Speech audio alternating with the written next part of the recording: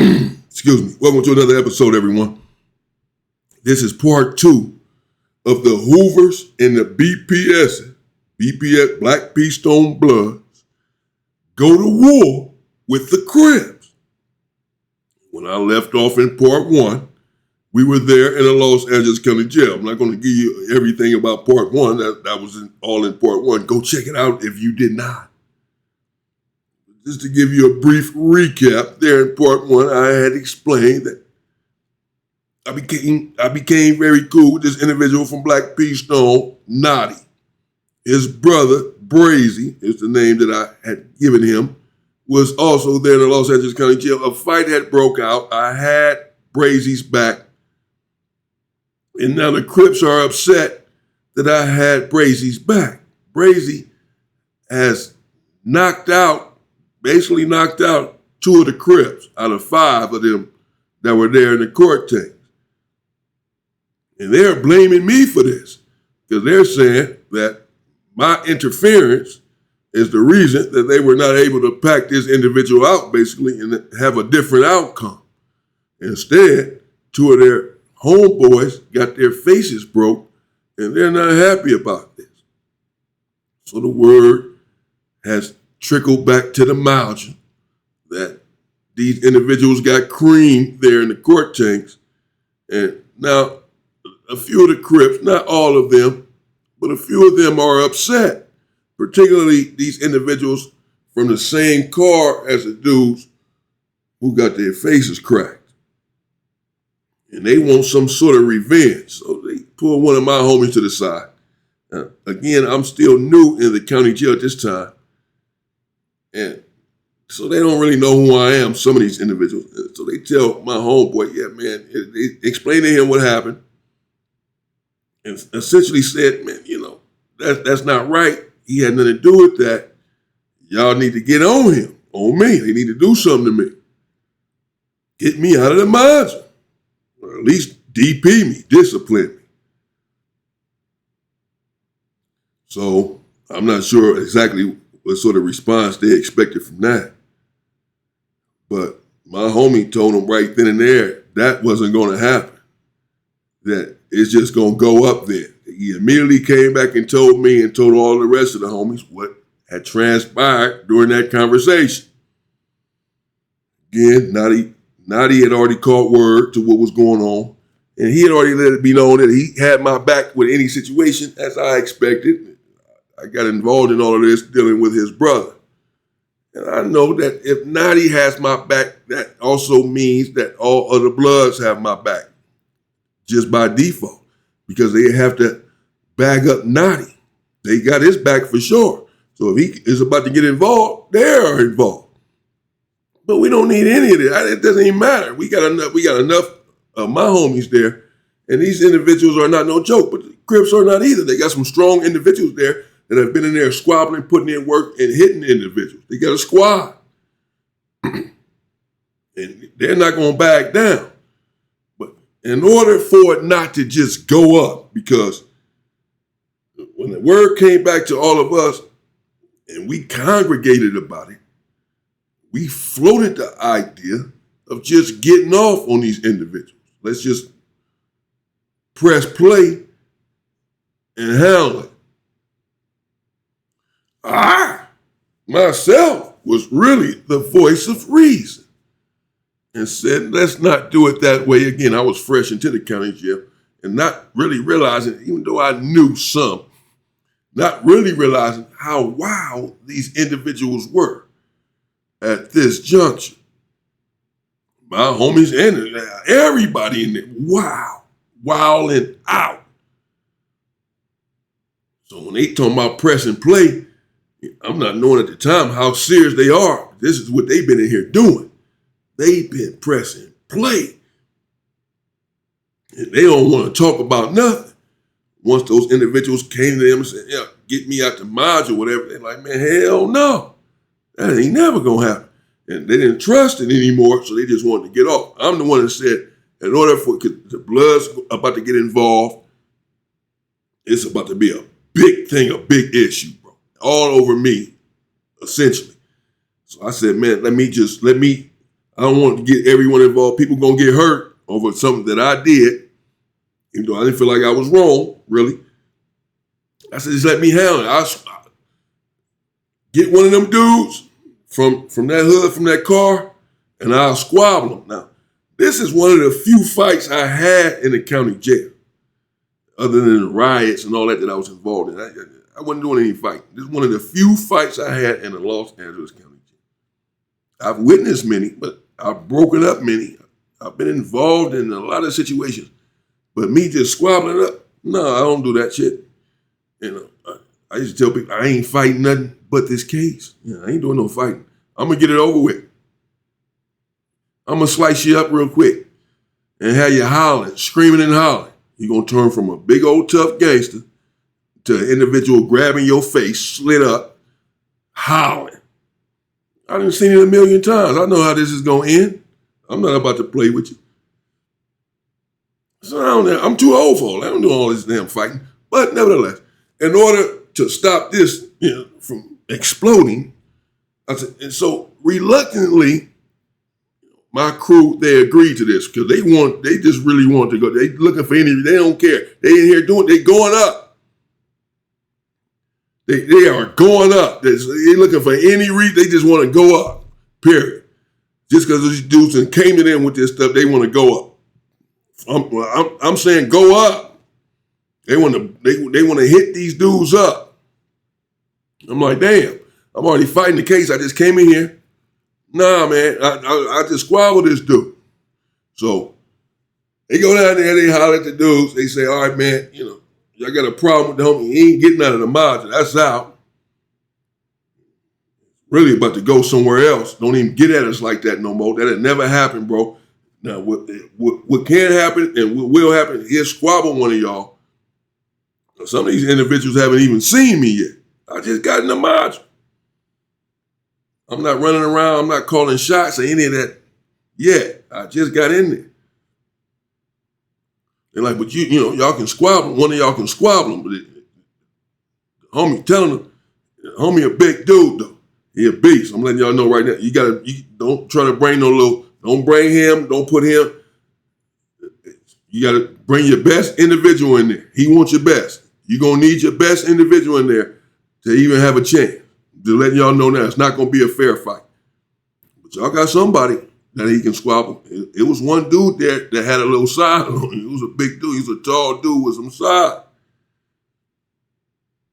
So I'm like, yeah. So the homie come back and say, squabble this dude right here. I'm like, man, for sure, I'll squabble him. It's all good. Dude had glasses. He was a big dude. He was known for punching on stuff up in there. Come to find out. It's all good, man. So we set it up.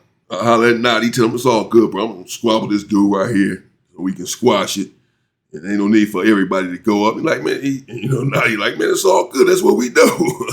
Well, let's go up. I'm like, nah, man. He's doing every day. Everybody tripping. Like, nah, that's why I'm just going to, I'm going to put these things on this dude real quick. I'm about to blitz him. Don't even trip. So they set it up. We go inside of the day room. My comrades let me know they're going to be there. They're going to have blickies. They're going to back me up. I had a blicky as well, just in case things got shady. I don't trust anything. I don't trust it. These dudes want me out of the module. They acting like. So I'm penitentiary minded. I just got to this county jail this time. Not my first time in the county jail, but on this trip right here, I just got there. So I'm like, man, nah. So I'm like, my comrades telling me, any one of these individuals jump,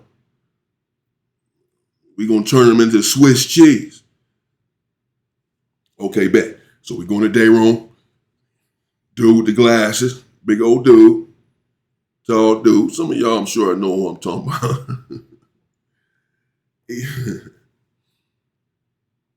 He come up in there, a few Crips up in there to have his back, make sure everything go right. They knew a few of my homies was going to be up in there. And we don't even say nothing to each other. We just look at each other and square up. I look at him, he look at me, like, yeah, let's do it. And we just square up and we go at it. That dude was hitting hard, man. He was hitting hard. Damn. Oh, man. It didn't go exactly how I thought it would, how I had planned on it. I was fresh off the street. And I wasn't in shape, wasn't in good shape. I had not been in there for 2 years working out like he had. And a lot of other individuals in there burpeed out, push-ups all day, squats. These dudes are strong because they're in there squabbling daily, and they really keeping themselves in shape, like they in straight gladiator school, like they preparing for a fight because they fighting every day. These dudes in there in shape, man, for real. They were. He was too. He was hitting hard. So he caught me with a couple of bam, bam, like, oh, wow. Damn. This dude hitting hard as a mother.